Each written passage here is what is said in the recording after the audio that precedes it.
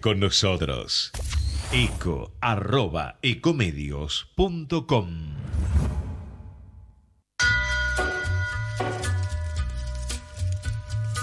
Ya arranca Crimen y Ficción, el programa donde la realidad más dura se conjuga con el mundo del cine, las series, los libros y la televisión.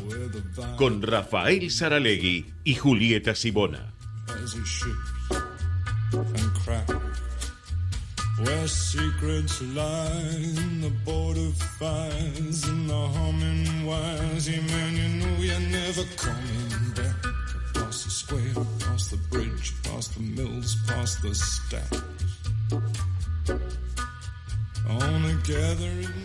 Hola, buenas noches, buenas noches Buenos Aires. Segunda edición de Crimen y Ficción, este programa que arrancó la semana pasada por Ecomedios, todos los jueves a partir de las 22, un programa dedicado a bucear, como dijimos la primera vez, en dos mares, el mar de la creatividad y el mar de la realidad, siempre con este género como que nos interesa, el género policial o el género judicial, el género del crimen, y con estas dos patas que siempre decimos vamos a tratar de abordar, porque creemos que hay vínculos entre lo que es la ficción y lo que es la realidad. Bueno, le doy la bienvenida a Julieta Sibona, la otra coprotagonista de este programa. Muchas gracias, Rafa. Buenas noches, ¿cómo estás? ¿Cómo estás, Juli? ¿Todo bien? Bien, muy bien. Recién llegada del Festival de Cine de Mar del Plata. Ah, y bueno, ¿y cómo anduvo eso, Juli? Genial, genial, genial. Contanos un poco, a ver, qué fue lo que más te gustó, qué es lo que más te llamó la atención respecto a nuestro género, porque me imagino que habrás visto decenas de películas, habrás aprovechado esta semana. Muchas películas, realmente hay mucho para ver. El festival sigue. Comenzó el sábado pasado con la inauguración oficial y bueno, y va a seguir también durante el fin de semana, incluso durante el feriado va a haber algunas de las proyecciones de las películas ganadoras, así que a tener muy muy en cuenta. Fin de semana largo, ¿no? Claro. Y aparte fin de semana largo. Hay muchas secciones en el festival, más allá de las competencias oficiales, que son la competencia internacional, latinoamericana y argentina, también hay algunas secciones que están dedicadas a retrospectivas, algunos autores muy conocidos, otras secciones que están dedicadas a nuevos autores, que quizás ahí nos metemos en territorios bastante arriesgados, claro. Conocemos nuevos autores, nuevas estéticas, nuevas formas de abordar la realidad. Sí, pues, al ser nuevos son los que por ahí experimentan o tienen la posibilidad de decir, bueno, voy a probar con lo mío a ver si funciona, ¿no? Sí. Y hay muchos que no los conocemos. También hay una sección muy interesante, Rafa, sobre todo para el tema y los abordajes que nos competen en el programa, que se llama Hora Cero. Ajá. La mayoría de las proyecciones, por supuesto, son a las 12 de la noche. Claro, tiene que ver más por ahí con el suspenso, con la ficción o con el terror. Sí, a veces con el terror, claro. Pero también son películas muy movilizantes, muy oscuras también. Realmente hay mucho para ver. También hubo una retrospectiva de Nina Menkes, que es una directora estadounidense, fotógrafa también, que yo no conocía, empecé a ver su filmografía en el festival, que justamente tiene una forma muy particular de abordar los temas de violencia en los Estados Unidos. Es una directora también cuyas producciones son muy movilizantes. Una sociedad asignada por la violencia, ¿no? La sociedad norteamericana. De hecho, hoy hubo un nuevo episodio de violencia en una escuela con muertos, heridos. Esto de los tiroteos, ¿no?, que ocurren dentro de ámbitos escolares, que también fueron parte de tramas cinematográficas, ¿no? Sí, me acuerdo de Elephant, por ejemplo. Claro. Entre tantísimas otras. Y esta directora justamente se corre de lo que son los géneros tradicionales, como puede llegar a ser un thriller, una película policial, por ejemplo, como para abordar la violencia desde otros lugares, a veces con recursos también agotadores, como puede llegar a ser la repetición o cierta representación de situaciones violentas, pero que son muy movilizantes al espectador. Quizás en un ratito hablamos con un programador y le podemos preguntar también un poquito más sobre la filmografía de esta directora. Y después con respecto a los temas que nos interesan, sobre todo temas que tienen que ver con casos reales, claro, por ejemplo, o con el cine de gángster, hay algunos títulos que quería destacar especialmente, que tuve oportunidad de ver. ¿Que viste en estos días? Especialmente. Sí. Uno es Il Traditore, El traidor, la última película de Marco Bellocchio, un director italiano, Claro. claramente. Así es. Fue el mismo director de Sangre de mi sangre, de Vincere. Es un director muy interesante que te recomiendo conocer porque yo creo que es uno de los mejores directores italianos contemporáneos. Y en esta película va a poner en pantalla grande un caso real. Ajá. De la mafia italiana, por supuesto. También, siempre, la mafia siempre ha dado material tanto Muchísimo, literario sí, como sí, cinematográfico, sí, ¿no? Sí, por supuesto. Es una especie del Padrino, pero Claro. desde el punto de vista de Bellocchio, y va a retomar un personaje muy interesante que se llama Tommaso Bruschetta. Ajá. Bruschetta estuvo en Italia participando tanto como de la Cosa Nostra como de otros grupos emergentes en los años 80 que trabajaban con el tema del tráfico de la heroína. Ajá. En un momento hubo un cortocircuito, él trabajaba para los dos bandos, se va a Río de Janeiro. Arriesgado, ¿no? El hombre. Lo van a buscar, muy arriesgado. Y no solamente que es muy arriesgado en este punto, sino que no tiene mejor idea, medio atrapado sin salida, de ponerse a dar nombres y cantar y denunciar a todos los que estaban Lo que se conoce como un involucrados. arrepentido hoy, ¿no? Sí, él dice que no es un arrepentido. Incluso en la película dice, yo no soy un arrepentido. Ah, y bueno. dice, no es muy interesante. Directamente este un punto de vista. delator. Dice, la mafia cambió de códigos. Antes a las mujeres no se lo tocaban, a Claro. los chicos no se lo tocaban, a los amigos tampoco, a los hermanos tampoco. Y ahora, con esta incorporación de nuevos grupos Sí. y narcotraficantes, empiezan a cambiar Se las corre. formas de acción. Entonces, por eso mismo, como Decidió. una manera así de afianzar justamente sus O sea, lazos familiares con la vieja Cosa Nostra. Claro, aplicar su ley o su código, Claro, ¿no? es muy interesante. Y va a recorrer 20 años de este personaje y sus relaciones. Ajá. Es una película, pero que no tiene desperdicio. De hecho, es una película dura 2 horas y media y la ves con un placer. Y yo que tuve la oportunidad de verla en Mar del Plata, que estás en un contexto de cine todo el tiempo, no es que estás pensando que si te vas, que después vas a otro lado. La verdad que se disfruta Y muchísimo. se supone que después se va a estrenar acá en el cine comercial. Sí, anunciaron que tienen estreno previsto para diciembre. Ah. Esperemos que se estrene, porque la verdad que es una película para verla en el cine. Y el otro título que elegí también para contarte, Rafa, es Huérfanos de Brooklyn, que es Ajá. una película dirigida y protagonizada por Edward Norton. Es una película de gángster que transcurre en los años 50 y él interpreta a un detective con síndrome de Tourette. ¿Cómo estamos con el síndrome de Tourette? Todo el ¿no? tiempo, ¿no? Porque aparece- en el género. Sí.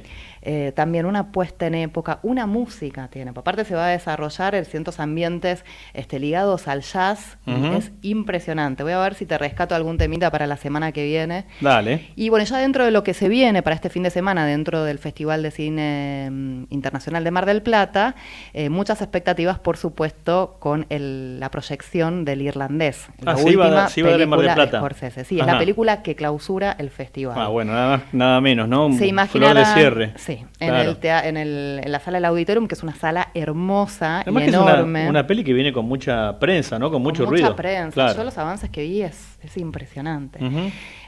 Con muy buenos actores, un presupuesto impresionante también. Y bueno, va a tener su proyección el sábado por la noche. Ya les aviso que no hay entradas.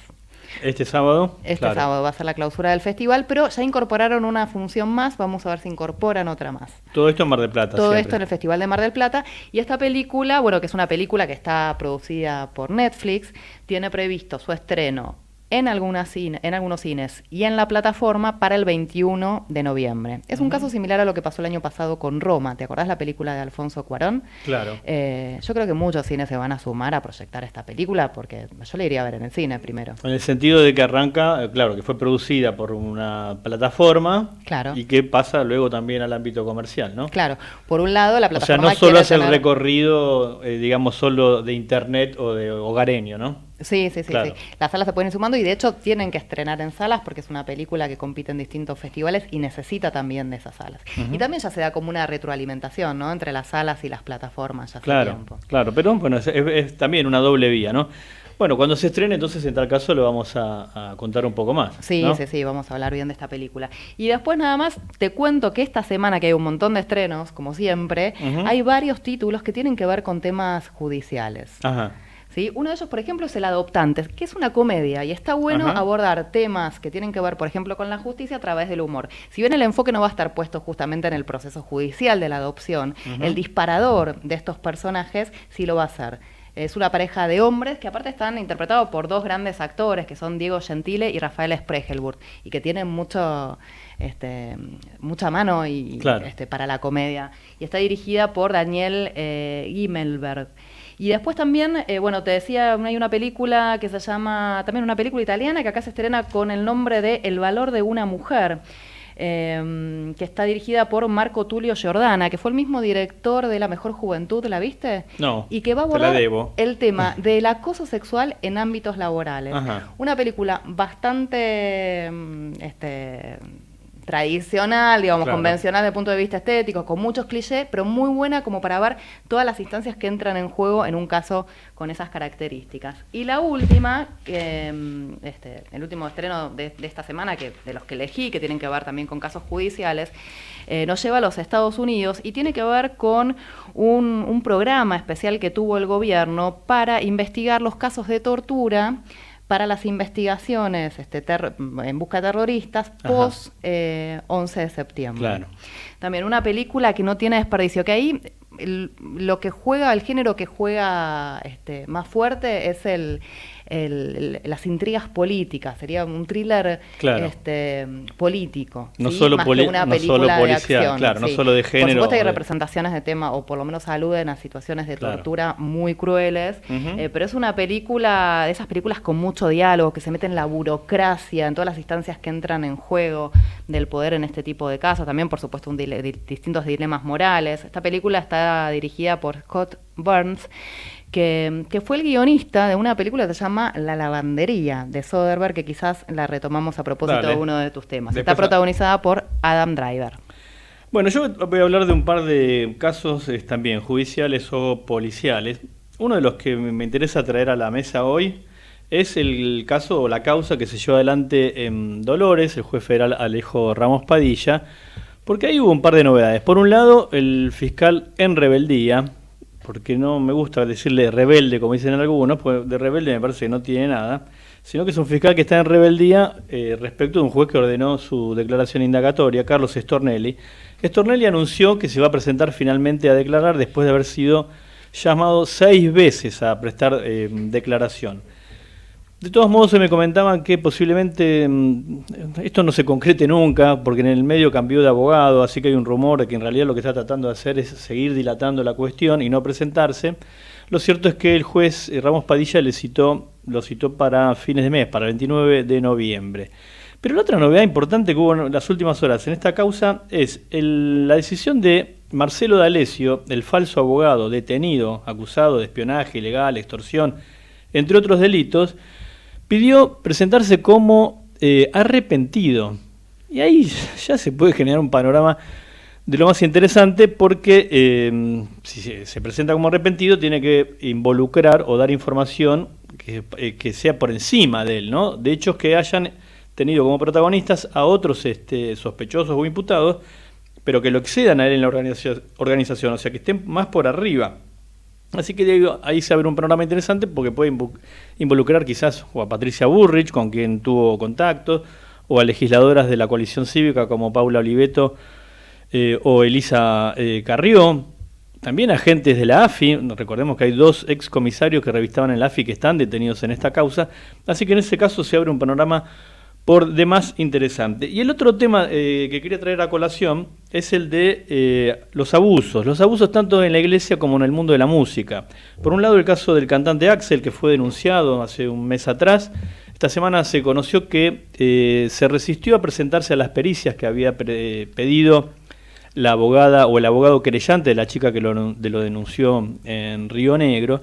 Y el otro tema es abusos en la iglesia. Y ahí hay un caso que es absolutamente tremendo, que es el caso del Instituto Próbolo en Mendoza.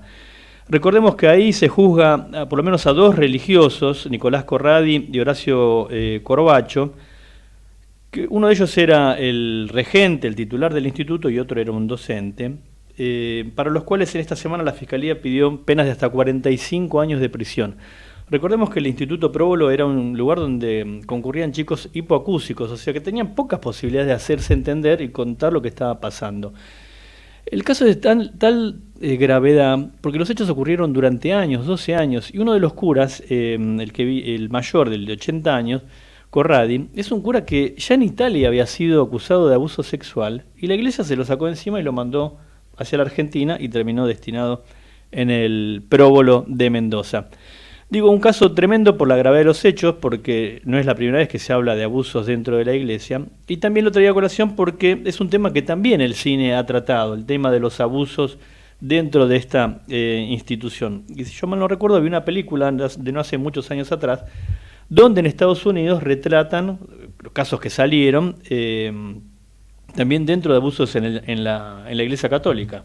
Sí, fue una película que tuvo mucha vidriera porque ganó el Oscar. Eso te iba a decir, yo tenía como el recuerdo que había ganado un Oscar. Sí, se llamaba Spotlight y acá se estrenó, en España y para Latinoamérica con el nombre de En Primera Plana. Es una película del 2015. ¿Por qué era una primera plana o era una investigación de un grupo de periodistas, no? Claro, sí, de hecho tenía algo de policial también el tema de la investigación periodística.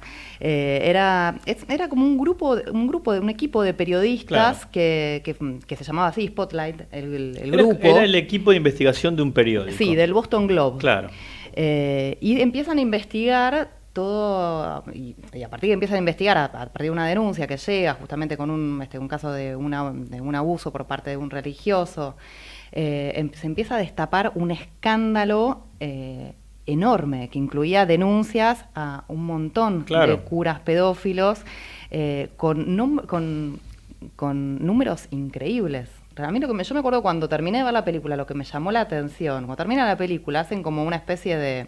Como de raconto, ¿no? De raconto, de la cantidad de nombres y de denuncias que había, que incluso, si no recuerdo mal, no sé si eran 3 o 5 casos de curas argentinos que estaban mencionados. Y fíjate que yo también creo que la peli, si mal no recuerdo, es parecido a lo que decían en esto que contábamos de lo del próbolo, porque también había algún ruido con algún cura y lo cambiaban de parroquia, o lo cambiaban de obispado. Cuando había algo que ya hacía ruido, alguna cosa que podía generar un escándalo, lo sacaban del medio, tapaban, digamos, ¿no? Barrían debajo de la alfombra. Sí, y aparte eran cómplices también, un poco lo que va a descubrir toda esa investigación, y como te decía, desde con un ritmo casi de policial, porque están ahí investigando. Después tiene otro atractivo, Rafa, que seguramente vos debes de haber enganchado también por ese lado, que es el tema de la vida en las redacciones. Claro, sí. La discusión de cómo investigar, cómo llegar a determinados personajes, qué publicar y qué no. ¿Cuándo se puede publicar? ¿Cuándo la nota está cómo para negociar la información también. Claro. Y no solamente se va a destapar todo lo que tiene que ver con estas denuncias,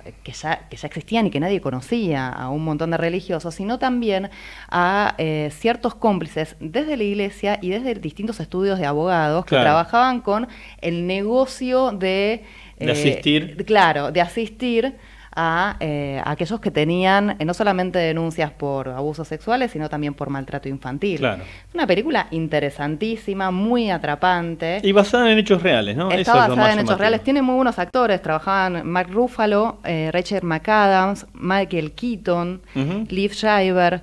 La película es de Tom McCarthy y se puede encontrar en la plataforma Netflix. Bueno, entonces, si quieren, si no la han visto en su momento, es muy recomendable. Tiene estas dos cuestiones, ¿no? El mundo de las redacciones, pero también el mundo del abuso sexual dentro de la iglesia. Vamos a hacer ya una primera pausa, vamos a escuchar un poquito de música y luego ya al regresar vamos a ver si ya nos metemos con la primera entrevista de la noche. ¿Qué importan ya tus ideales?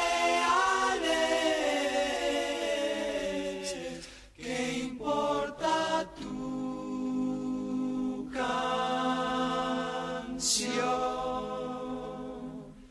La grasa de las capitales cubre tu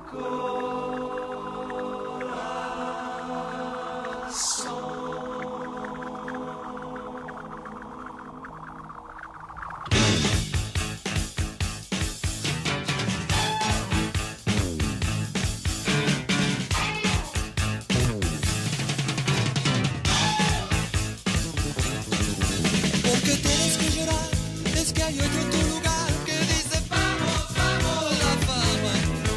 No por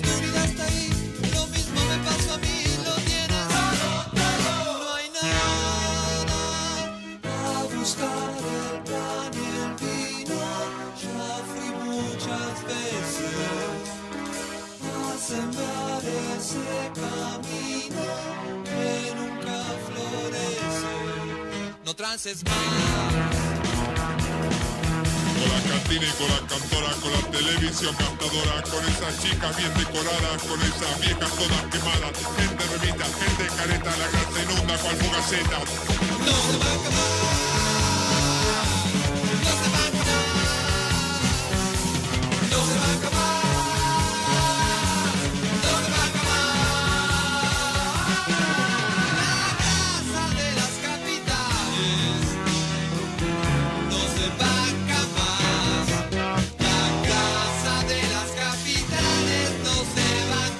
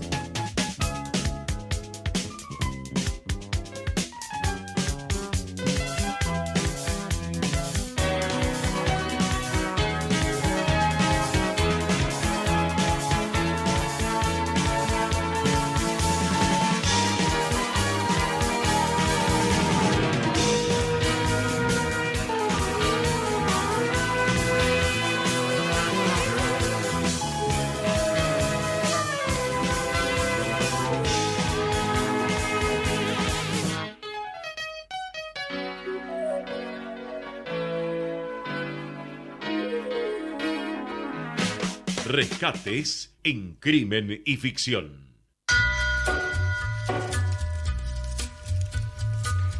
Bueno, es un doble rescate que vamos a tener en este bloque. Recién la canción que escuchábamos, La Grasa de las Capitales, de Serú Girán. ¿Por qué la elegimos? Pues hace poquitos días nomás se reunieron los integrantes que quedan del grupo, Charlie, David Lebón y Pedro Aznar, para escuchar la remasterización del disco que llevó adelante Pedro y que se va a editar y volver a vender en vinilo a partir de diciembre. Bueno, a mí es un tema que me encanta, no sé si tendrá mucho que ver con la lógica de nuestro programa, pero por eso lo quería mostrar. Y es muy emocionante el video ese que está circulando en redes, claro, donde están todos juntos hablando del tema, se te pone la piel de gallina. Por Facebook contaron cómo fue este proceso. Y el otro rescate que vamos a hacer hoy es de un tema icónico, si queremos, o de los más importantes de la literatura argentina, que es Operación Masacre. Acaba de salir un libro que se llama Historia de una investigación, Operación Masacre, de Rodolfo Walsh, una revolución de periodismo y amor, que trae los cuadernos de Enriqueta Muniz. Enriqueta Muniz fue quien acompañó a Rodolfo Walsh a hacer la investigación de Operación Masacre, ¿no? Recordemos este libro publicado en 1957, y por eso vamos a hablar ahora con Diego Egal, que es el autor o compilador de estos textos, y nos va a contar cómo llegó a él esta historia o estos cuadernos de Enriqueta Muniz. ¿Cómo estás, Diego? ¿Qué tal? ¿Cómo les va? Buenas noches. Muy bien. ¿Y vos cómo fue esto, Diego? ¿Cómo arrancó o cómo se dio esta posibilidad de acceder a los cuadernos de Enriqueta Muniz? Un hallazgo realmente muy llamativo. Mirá, yo hace unos años colaboraba en un sitio que ya no existe más, que se llamaba Diarios sobre Diarios, donde hacíamos notas de fondo. Me habían pedido una nota sobre Enriqueta Muniz en el año 2013, y bueno, en el año 2011, y me dicen que ya no daba más entrevistas, estaba alejada, no quería hablar más de su vida y demás. La nota quedó en stand-by, y en el 2014 me vuelven a pedir esta nota y me entero de que Enriqueta había fallecido en el año 2013, en noviembre de 2013. En el más absoluto silencio, en la más absoluta ignorancia de los medios, incluso de los medios donde ella trabajó. Y bueno, la nota la hice igual, ya era una necrológica, no era un perfil como yo imaginaba. Claro. Y en la investigación que hago de esta nota me entero de los cuadernos.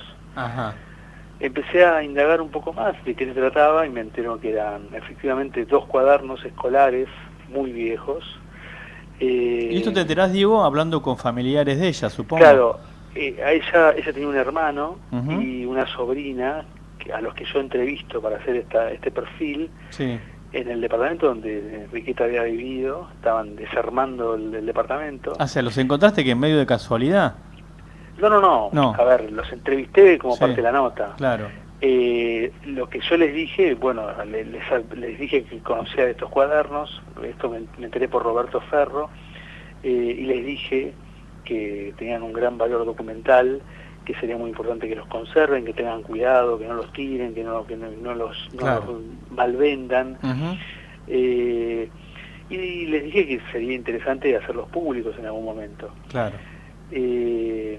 Eso fue hace 5 años, digo. Eso hace 5 años, efectivamente. Sí. Y bueno, seguí insistiendo, cada tanto les preguntaba a ver qué pensaban hacer con estos cuadernos, hasta que un día se me ocurrió, yo colaboro habitualmente en Planeta, en Editorial Planeta, se me ocurrió decirles si no querían que lo ofreciera en Planeta. Claro. Me dijeron que sí, y bueno, después fue cuestión de hacer todo el papelerío y de ver qué material se publicaba.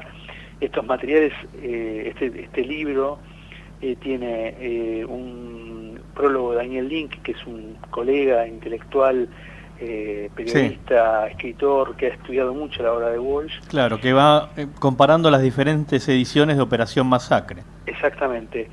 Y bueno, tiene un texto biográfico mío, que fue digamos, aquel perfil que hice para Diario sobre Diarios engordado. Claro. Porque dejó un montón de material, Enriqueta. Bueno, y los cuadernos famosos que fueron escaneados con un trabajo formidable que realizó Álvaro Caldelas, así que el que lo lee puede leer los cuadernos como si estuviera leyendo los originales. Sí, tal cual, y es impresionante cómo accedemos incluso a detalles de la presión de la escritura hasta las tachaduras, las anotaciones, los dibujos. Sí. Uno le da la sensación de estar con el cuaderno original. Sí, y además hay correspondencia, hay por ejemplo un poema que le manda Rodolfo, que ni la hija de Rodolfo Walsh conocía. O sea, son papeles completamente inéditos. Que a mí o sea, Enriqueta, hay toda una historia del distanciamiento ideológico y periodístico que tuvieron ellos. Eso te quería preguntar. Diego, te quería preguntar eso. Digo, por un lado, Walsh, cuando comienza Operación Masacre, o en esa época de su vida, era decididamente antiperonista. Después hace, digamos, claro, su conversión, ¿no? Había militado en la Alianza Nacionalista. Claro, era nacional con Rogelio García Lupo con Pajarito García Lupo, claro, era nacionalista, pero no peronista, digamos, ¿no? Enriqueta, ¿qué? ¿Tendría la misma ideología que él? ¿Sería antiperonista o más cercana a la izquierda, si se quiere? Mirá, Enriqueta tiene una vida muy particular. Enriqueta nació en España cuando estalla la Guerra Civil. Ella se tiene que exiliar porque el padre estaba anotado entre el lado republicano. Claro. Se exilian. O sea, cuando van a Franco tiene que irse. Claro. Esta es la Guerra Civil y se tienen que ir de España. Ella, cuando llega acá tenía 18 años. Cuando empieza a trabajar con Rodolfo Walsh tenía 20 años. Sí, era muy joven. Bueno, Walsh tenía 29 años. Sí, los dos eran muy jóvenes. Ellos trabajaban juntos en Editorial Jet, pero ella era ella fue formándose ideológicamente con el paso del tiempo. Ella era más bien de izquierda, pero una de las cosas que se puede asombrar el lector, en una de las anotaciones de este diario, ella comenta que Walsh era antiperonista, claro, pero que se sorprendía de las cosas que había hecho el peronismo con las clases populares, con las víctimas de los fusilamientos, ¿no? O sea, lo que le había dado el peronismo a esas clases hasta entonces postergadas, ¿no? Claro, porque recordemos además que Operación Masacre fue la bisagra ideológica y la bisagra profesional de la vida de Walsh. Claro, y hay que contarle a la gente que lo que cuenta el libro son los fusilamientos, ¿no? Sí, en un basural de José León Suárez, de lo que fue una especie de contragolpe al golpe que derribó a Perón, que lo derrocó a Perón. Claro, Operación Masacre lo que cuenta es la sonada del 6 de junio del 56 del general Valle, que 5 meses después Walsh está tomando cerveza y jugando al ajedrez y se entera que hay un fusilado que vive. Claro. Ese es el inicio, digamos, el disparador de todo. Uno de los fusilados en el basural de José León Suárez, ¿no? Exacto. Y Rodolfo vivía en La Plata con la madre de sus hijas, Patricia y Victoria, claro, y trabajaba en Ayet con Enriqueta.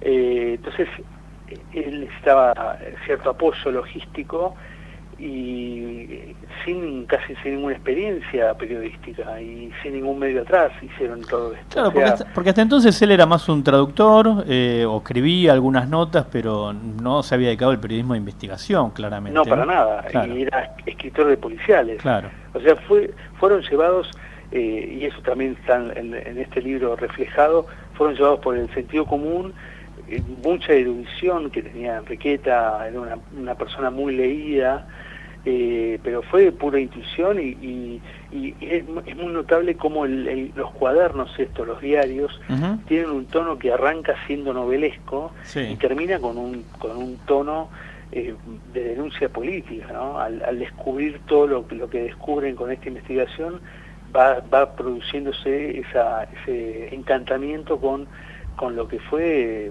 políticamente estos crímenes, ¿no? Estos fusilamientos. Y además lo más llamativo, si se quiere, de ese lugar de un antiperonista que sale a investigar justamente los fusilamientos de militantes peronistas, ¿no? Sí. También te revela, bueno, la calidad de Walsh de ese momento, que aunque no tenía ideológicamente nada que ver con las víctimas, se revela ante ese acto de injusticia. Efectivamente. Bueno, esto queda... es lo que le decía recién, ¿no? Que ellos, a medida que van investigando y tomando dimensión de lo que había ocurrido, las víctimas algunos no tenían nada que ver con la sonada, se van descubriendo crímenes políticos. Entonces esta perplejidad, este descubrimiento es como que no salen indemnes de esta investigación. Incluso esto lo refleja Enriqueta en la propia escritura de los diarios, ¿no? Diego, y te quería preguntar, creo que esta historia, creo que en el prólogo de se me fue el nombre. Link. Perdón. No sé si ya lo menciona ella, o vos lo mencionás inclusive, la relación entre Enriqueta y Rodolfo Walsh. Se habla de alguna especie quizás de una relación sentimental, o algo que excedió, si querés, esto es un chusmerío, pero que hace a la trama también, que excedió a la cuestión laboral, ¿no? Parece haber como una cuestión de una cercanía muy llamativa, ¿no?, entre los dos. Sí, no hay evidencia, ¿no? No hay evidencia empírica, digamos, no hay nada definitivo de que esta relación se haya consumado. Efectivamente, hubo amor, hubo mucho afecto. Claro, no sé si fue un amor platónico. Claro, porque recordemos algo, Enriqueta tenía 22 años, vivía con los padres. Claro, exacto. Y ella cuenta en estos cuadernos que, por ejemplo, tenía que volver a la casa para darle explicaciones. Los padres no sabían nada de lo que ella estaba investigando. Sí, y que en un momento creo que los papeles se los da una vecina porque temían que fueran a buscar la casa, Claro, ¿no? porque cae la policía, claro. Nunca se supo si era una intimidación o si habían descubierto algo, o si era una mera rutina. Caen a la casa de los padres no sabían nada. Lo que estaba haciendo la pibita de 20 años. Claro, y además inmigrante. Ella hacía 4 años que estaba viviendo acá en Buenos Digo, Aires. y hay que ponerse en ese contexto, 50 años atrás de esto, ¿no? No es ahora que los chicos de 20 años, digamos, ya son mucho más audaces, si querés, o tienen otra autonomía, ¿no? Y en una dictadura, ¿no? Además, en una dictadura, tal cual. Bueno, Diego, queremos agradecerte esta charla, mucho éxito con el libro, la verdad que es un hallazgo, es un libro hermoso. Sí, sobre muchas todo felicitaciones. Por esos facsímiles del cuaderno son como muy originales, muy en estos meses y años que se hablaron de tantos cuadernos, estos realmente valen la pena. Sí, una edición excepcional, la verdad, felicitaciones. Y antes de despedirte, ¿sí, ibas a agregar algo más? No, que yo siempre remarco, como Enriqueta no está, y como la familia de Enriqueta no tiene relación con el periodismo, yo oficio de vocero de este libro, claro. Y este libro tiene un laburo fenomenal de equipo, ¿viste? La gente que hizo el escaneo, claro. El diseño, bueno, Álvaro que lo mencionaba recién, Daniel Link, la familia de Walsh, Patricia y Victoria Costa, que es la hija de Vicky, que autorizaron a esto.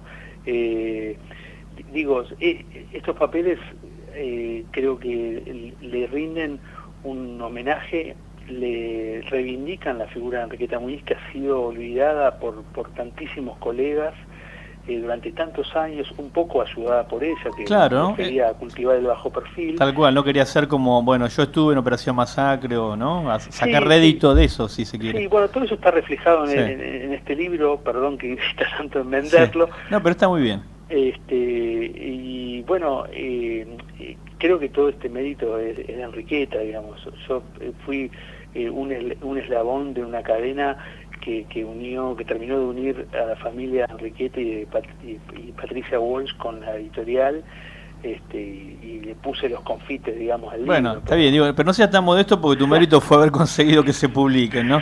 Sí, bueno, y que este material tan valioso finalmente salga a la luz. Sí, sí. Bueno, te agradecemos muchísimo, Diego. No, gracias a ustedes. Un abrazo grande. Bueno, entonces estábamos hablando con Diego Egal. Diego es periodista y escritor. Es, digamos, el responsable de que estos cuadernos de Enriqueta Muniz, esta chica de 20 años, nada menos que en 1956, 1957, acompaña a Rodolfo Walsh a hacer la investigación de lo que fue Operación Masacre. Y me parece que es súper interesante traer hoy este tema a nuestro programa, porque Operación Masacre, si se quiere, es como la conjunción perfecta del crimen y la ficción. Pero, atención, de un crimen político, como fueron los fusilamientos en el basural de José León Suárez. No un crimen más, un crimen de carácter político. Y como Walsh estrena un nuevo género, que siempre se lo atribuyó a Capote, con A Sangre Fría, Operación Masacre se publica 8 años antes que A Sangre Fría. No había internet en esa época, no había Twitter, no había Facebook, así que probablemente Capote no se hubiera enterado que salió Operación Masacre. Lo cierto es que con un estilo novelesco cuenta y narra este crimen de Estado, ¿no? Que fueron los fusilamientos de José León Suárez. Bueno, vamos ahora ya así medio pasaditos a la primera pausa del programa y seguimos en un ratito en Crimen y Ficción, segunda edición.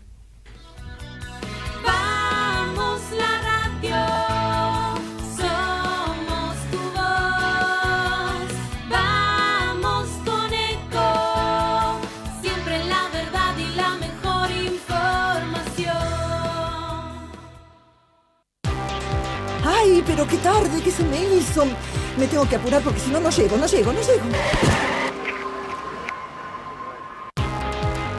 No, ¿pero seguro? ¿Qué problema? Bueno, vamos a encontrar una solución. Bancame ahí que en 2 minutos estoy con vos. Bueno, vos ahora te tenés que ir. Sí, pero yo quiero hablar de esto ahora. Cuando llegue a casa te llamo. 3 de cada 10 muertos en el tránsito son peatones. Cruzá siempre por la senda peatonal o esquina, respetando los semáforos. Allí, todos los vehículos deben darte prioridad. Luchemos por la vida. Descarga gratis de tu celular la aplicación Ecomedios. Podés escucharnos en vivo, informarte con las últimas noticias y entrevistas en audio y video. Búscala y bajate la aplicación Ecomedios. Podés vernos en vivo en ecohd.com.ar. Conectate con nosotros. Twitter @Ecomedios1220. Ya seguimos con Crimen y Ficción, el programa donde los casos reales se dan la mano con la imaginación más desatada, con Rafael Saralegui y Julieta Sibona.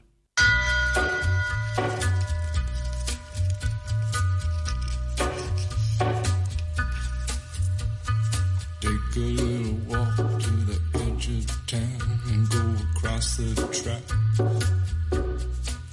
where the viaduct looms like a bird of doom as it shifts and cracks, where secrets lie in the border fires and the humming wires. Yeah, man, you know you're never coming back. Across the square, across the bridge, past the mills, past the stacks.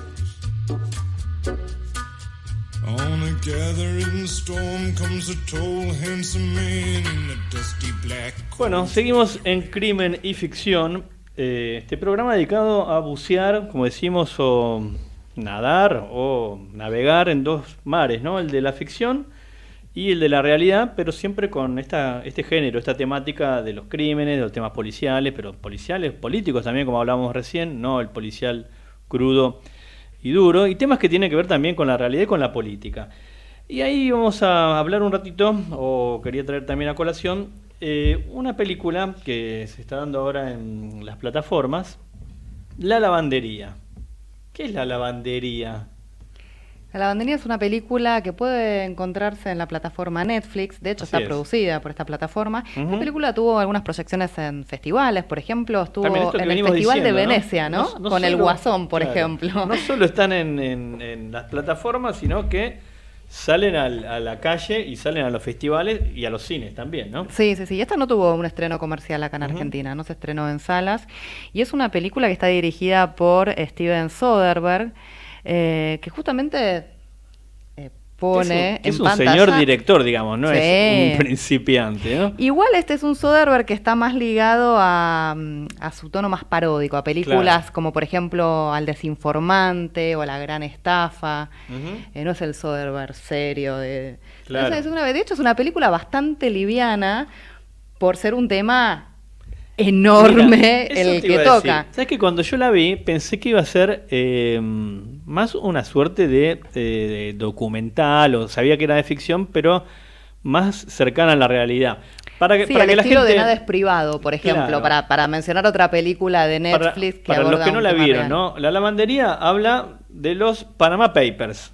Todos saben que fueron los Panama Papers. Bueno, ese escándalo que se generó, Panama Papers, porque un estudio de abogados que había en Panamá, encabezado por Fonseca, el otro nombre ahora se me escapa, que creaban sociedades fantasmas, ¿no? Estas sociedades que con un papel, fulano de tal es el dueño de la sociedad. Cajemuya, por ejemplo, era una sociedad que estaba a nombre de la familia Macri. Cajemuya.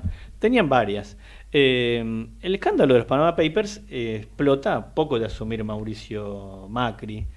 Pero acá pasó sin pena ni gloria, como diciendo, bueno, eso está, se hace todo el mundo. Se hace todo el mundo, todos los empresarios tienen empresas en Panamá que Que es un poco el tema, el tono de la película, ¿no? Que de repente te aparece un personaje hablando a cámara diciendo, no, esto lo hacemos entre todos, vos le contás a un importa, amigo. ¿no? Justamente entonces La Lavandería se origina, Meryl Streep es la protagonista. Sí, tiene un elenco de aquellos, trabaja. Meryl Streep es la protagonista. Después está Gary Oldman, Antonio Banderas Tal cual. y también hay un montón de actores potentes. Eso, Gary Oldman y Antonio Banderas hacen de los abogados dueños del Sí.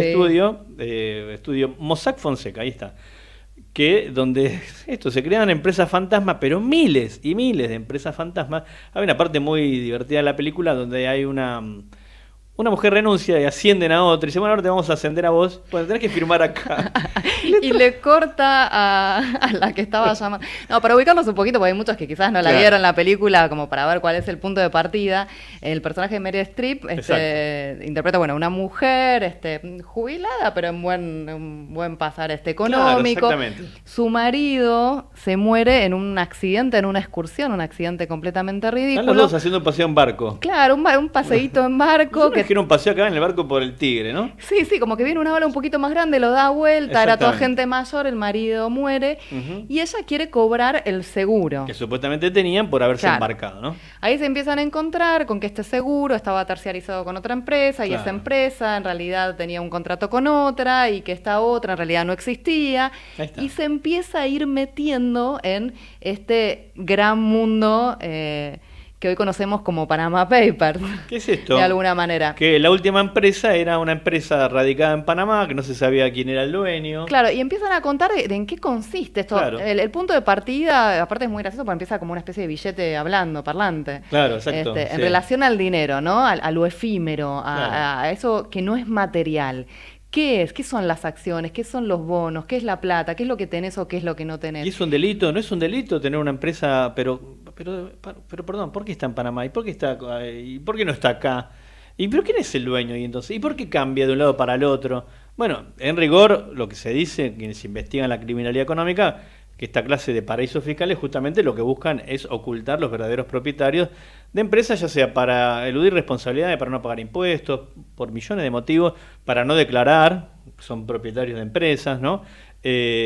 Bueno, muy llamativo porque, insisto, el tema Panama Papers tuvo correlato acá entre nosotros, ahora que está terminando el gobierno de Mauricio Macri, Y ahora, bueno, se está justamente estrenando esa película que le cuenta al gran público, bueno, en qué consistió, ¿no? esta historia. Sí, y es muy efectiva, digo, en dos cuestiones justamente. Esta no es una gran película, no sea la mejor de A mí Soderbergh. me quedó un gusto, me parece es que raro, faltaba un ¿viste? poco Como más, ¿no? que, Sí. aparte, si bien quiere ser liviana la película y más bien entretenida y Es trabajar liviana. con el humor, Es bastante al mismo irónica, tiempo, tiene por esos momentos pasajes, ¿no? está ahí en el límite con la banalización. Sí, claro. Por momentos. Sí. Pero a mí me pareció divertida en cierto punto justamente de lo insólito de este tipo de situaciones que se van y que por lo menos en mi caso yo no conozco, digamos, Claro. cómo son, o por lo menos que te van explicando todas las redes y cómo funciona. Y incluso la película está organizada en capítulos y se van mostrando distintas situaciones y distintas empresas o personas que están involucradas de distintos lugares. Claro. Hay uno muy gracioso, hay un episodio en donde creo que es llega una chica que encuentra al padre con su mejor amiga. Ah, sí, un mega y millonario. Claro, y el Sí. padre le dice, bueno, está bien, arreglemos así, yo te doy esta empresa. Para que no hables, te doy esta empresa que vale 19 millones de dólares. Después se entera a través de un estudio de abogados, también otra vez los abogados ahí dando vueltas, No, van al estudio de Fonseca. que esa empresa en realidad Dice, no sí, valía acá está, eso. vale 40 centavos. Dice.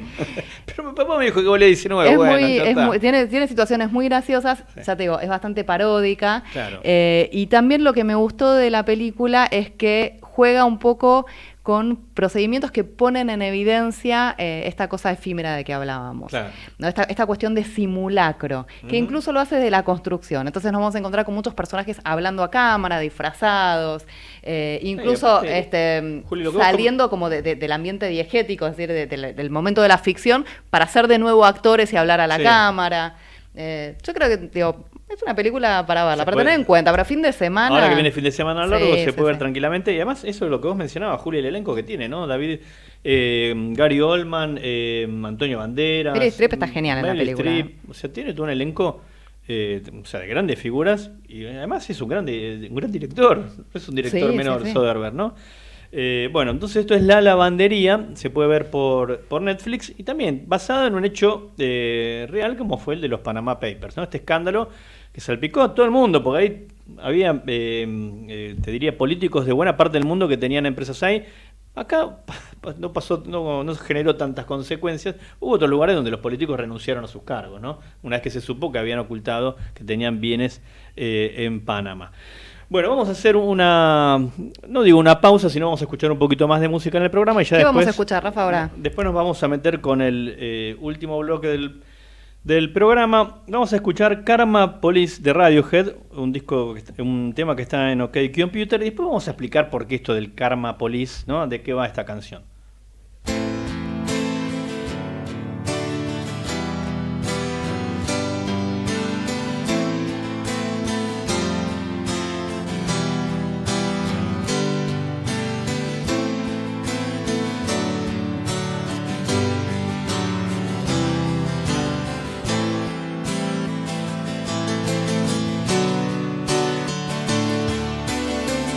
Karma police, arrest this man, he talks in mass. He buzzes like a breach, he's like a tuned radio.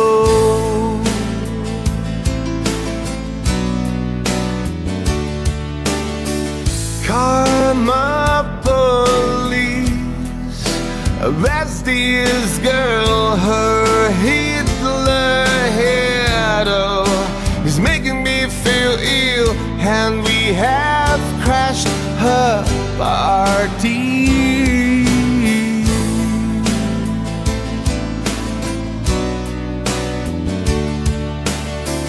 This is what you get.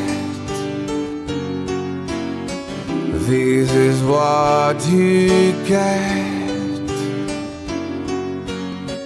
This is what you get when you mess with us.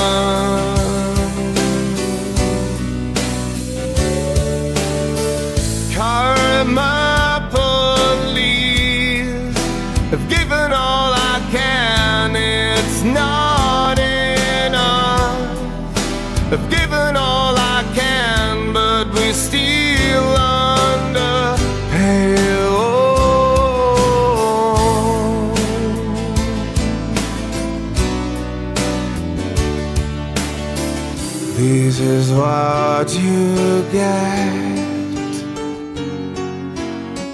This is what you get.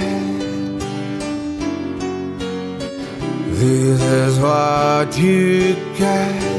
Crimen y ficción con Rafael Saralegui y Julieta Sibona.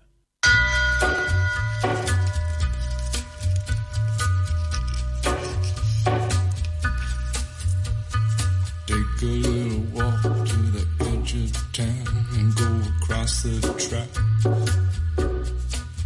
where the viaduct looms like... Bueno, decíamos que estábamos escuchando Karma Police de Radiohead. La policía del karma, ¿no? Sería una traducción medio brutal que puedo hacer yo, que mi inglés es básico, de primer grado, digamos, ¿no? Pero ¿de qué habla la canción? De eso, la policía del karma, como que parece que era un chiste que se hacían entre los integrantes de la banda de Radiohead, que te va a sancionar la policía del karma, y el karma tenía que ver con la reencarnación o no. Entonces la letra habla de un profesor de matemáticas, arréstelo, o una chica que tiene un peinado raro, arréstelo. Creo que tiene que ver más con eso de, si se quiere, ¿no? El policía que tenemos todos adentro, que sancionador, criticón, que te mira, eso no se hace, o por qué te vestís así, o por qué pensás de esta manera. Me parece que tiene que ver con eso, ¿no? Con el karma police, con como decía en un momento, no sé, el enano fascista o no, el que tenemos adentro que está todo el tiempo señalando con el dedo. Bueno, por eso era este tema. Y vamos a nuestra última entrevista, Juli, y vamos a cerrar el programa. Sí, y nos vamos de nuevo al Festival Internacional de Cine de Mar del Plata. Y ahora nos ponemos ya mismo en comunicación con Pablo Conde, que es uno de los programadores, aquellos que eligen las películas, y aparte está ahí en el festival todo el tiempo, acompañando las películas, presentándolas, contándoles al público también un poquito de qué se trata. Así que ya mismo los saludamos. Hola Pablo, Julieta Sibona y Rafael Saralegui, te saludamos. ¿Cómo estás? Hola Julieta, hola Rafael, ¿cómo están? Hola a todos, un gusto estar con ustedes en manera etérea. Sí, te envidiamos muchísimo. Bueno, vos sabés que este programa se llama Crimen y Ficción. La programación de este festival, en su edición número 34, es enorme. Y un poco te queríamos preguntar acerca de, dentro de los géneros que nos interesan, que es el policial y las películas que de alguna manera abordan el tema de la violencia, digamos, también como para poder pensarla, disfrutar las representaciones, pero también cuestionarnos acerca de la violencia, por supuesto. Que nos cuentes un poquitito, que nos tires algunos títulos, por ejemplo, para este fin de semana, para los que piensan ir a Mar del Plata. Bueno, nosotros tenemos en el festival un par de secciones que se dedican exclusivamente al cine de género. Una de ellas es Hora Cero, que tiene un corte de películas un poco más grandes, si se quiere, con nombres consagrados como directores. Por ejemplo, estamos dando First Love, que es la nueva película de Takashi Miike, alguien que de violencia sabe mucho, un gran director, que en este caso es una película de yakuzas, con misterios, con unas persecuciones interesantes, con una trama muy enrevesada y varios personajes muy extremos, una violencia muy singular y personajes extraños con cabezas que ruedan y otras cosas, yakuzas, ¿no? Japoneses en guerra. ¿Se me escucha bien? Sí, te escuchamos con algo de ruido en la línea, pero vos se te escucha bien. Está un poquito sucia la línea, pero no te preocupes, te escuchamos. Bien, además de eso tenemos una sección que se llama Las Venas Abiertas, que se dedica al cine de género latinoamericano. El cine de género latinoamericano está pasando un excelente momento. En cuanto a policiales, les puedo decir que hemos proyectado varias películas. De hecho, la última película de Daniel de la Vega, y ya me olvidé el nombre, así es, vamos mal, ¿no? Pero el año pasado vimos su película, que es sobre el misterio del cuarto amarillo, ¿no? Un asesinato a puertas cerradas y un detective que tiene que tratar de desentrañar esa realidad. Una película que estuvo en cartel hace poquito en Buenos Aires. ¿Punto Muerto, no es? ¿Punto Muerto? Exactamente, Punto Muerto.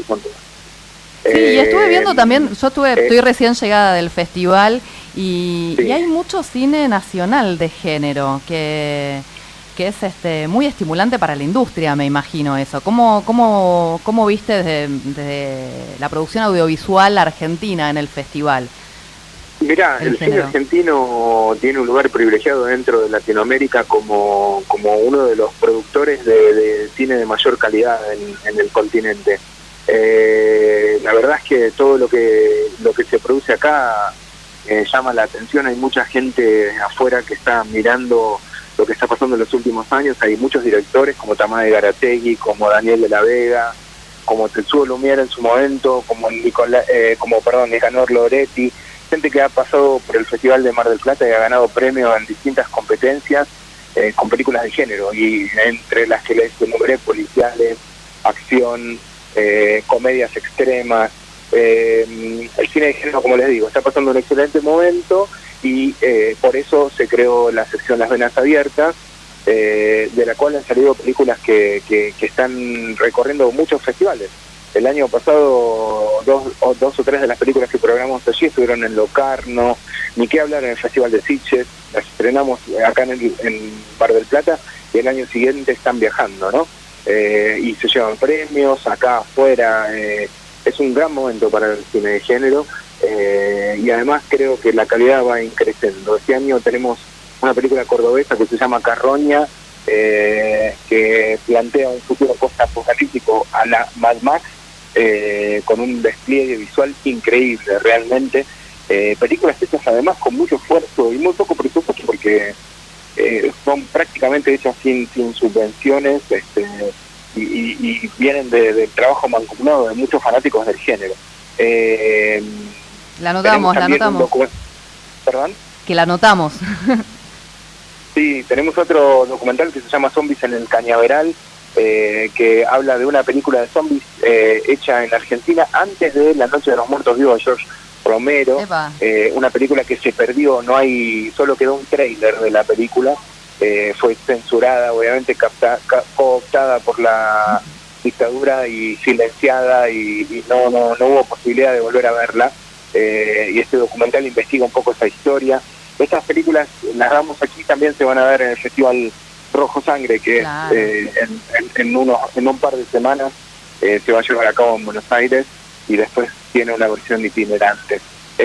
Como les decía, es una variedad muy grande de películas. En la competencia argentina tenemos Los que vuelven, una película protagonizada una película dirigida por Laura Casabé.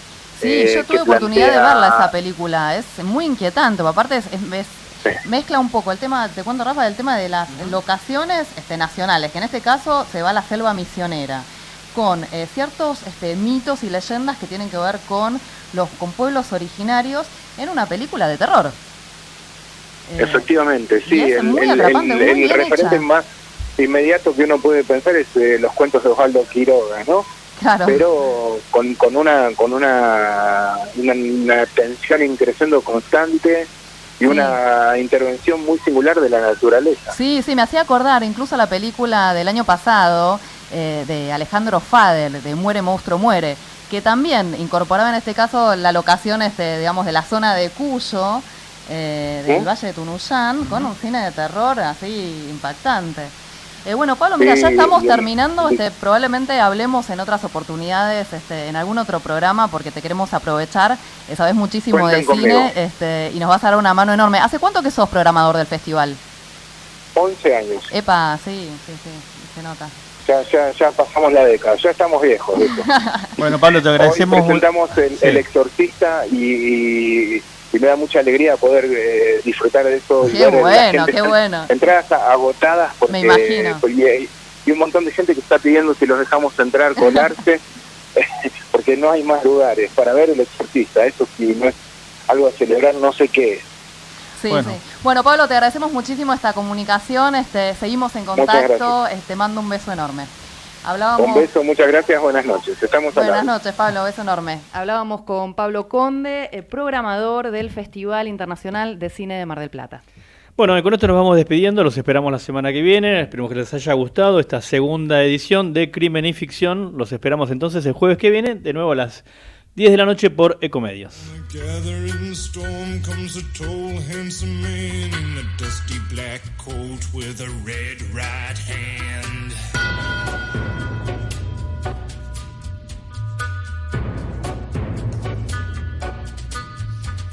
gather up you in his arms, tell you